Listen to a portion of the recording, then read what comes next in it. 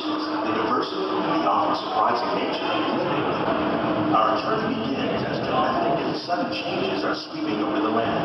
The approaching storm may seem violent and destructive to us, but to nature, it's a new beginning in the cycle of life.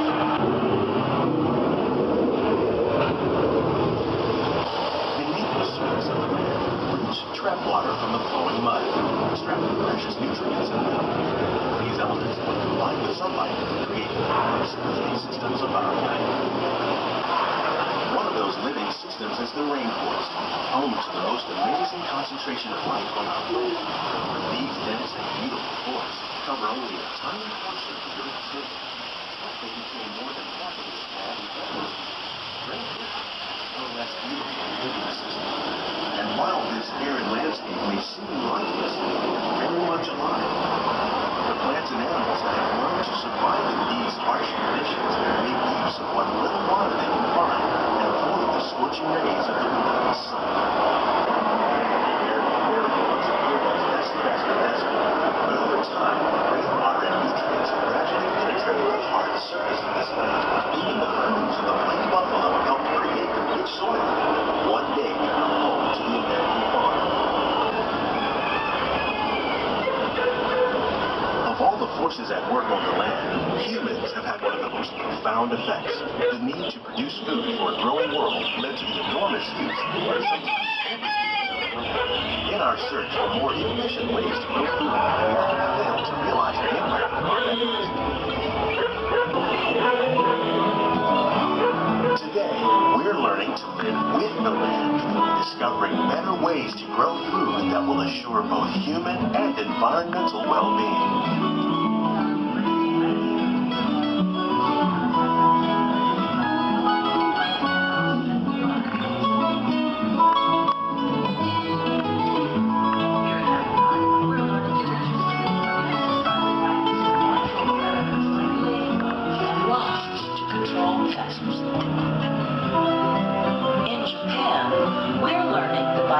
Composted leaves and other plant material to our soil, we can reduce the need for fertilizers.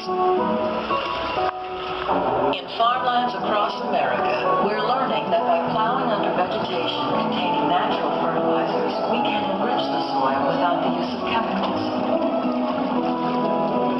In Saudi Arabia and Mexico, we're learning to produce food on desert seacoasts by developing and planting crops that thrive on saltwater. And still respect the needs of the land. Some of the questions are being discovered just ahead. In these living laboratories, scientists from epcot, the U.S. Department of Agriculture, and Nestle are exploring innovative ways to produce bountiful harvests now and into the future. The tropics are home to the greatest diversity of plants on the planet. Many of these, like bananas, cacao, coffee, and rice, are well known around the world. Others, like the jackfruit, blue pumpkins, and dragon fruit growing here, represent the vast number of lesser-known tropical plants. Many of these are exceptionally high in vitamins and nutrients. Others are well adapted to growing in less than ideal conditions. The fluted pumpkin, with its edible seeds and leaves, thrives in the poorest soil conditions of Africa, making it a potential staple for millions of people. The unique-looking dragon fruit is actually a member of the cactus family. The fruits are high in vitamin C, rich in antioxidants, and have a light and sweet taste. As we learn more about these plants, we discover new ways they can help us meet our food needs. One day, some of these may be as popular as the bananas growing on both sides of the boat. More than 28 million tons of bananas are eaten annually, making it the most popular fruit in the world.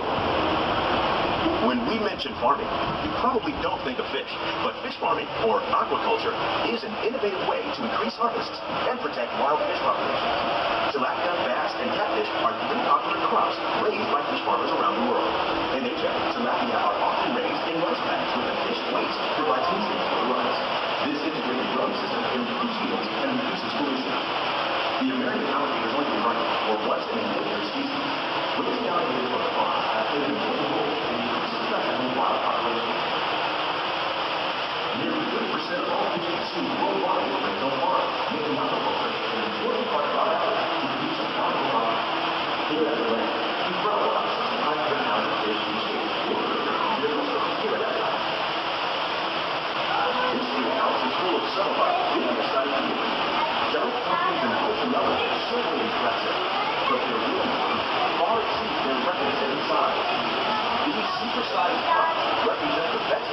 scientists and farmers to improve plant yields.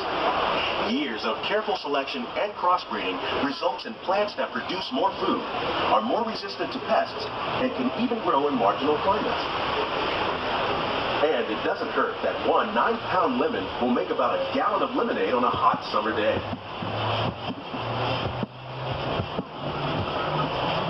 These plants are definitely on their way up.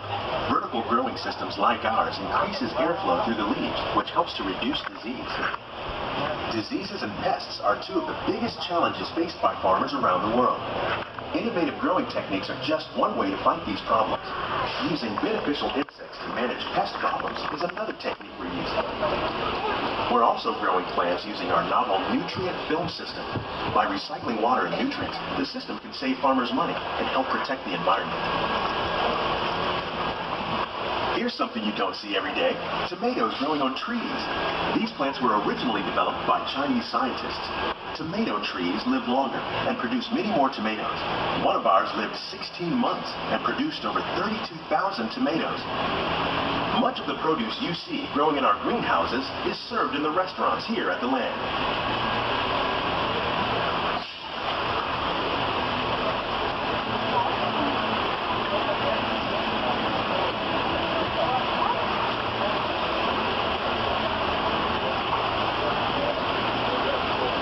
The future of agriculture includes some high-flying ideas like the ones you see here.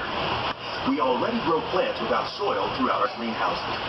That technique is called hydroponics. Now we're trying out aeroponics. Water and nutrients are sprayed directly on the roots of the plant as they fly by. In our lab, scientists from the U.S. Department of Agriculture are working to develop dwarf pear trees. The fruit will be normal size, but the smaller trees will be easier to grow and harvest. The goal of all these experiments is to discover new ways to better grow crops in even the harshest environments. Who knows? One day, we might even be able to grow food during extended space flights.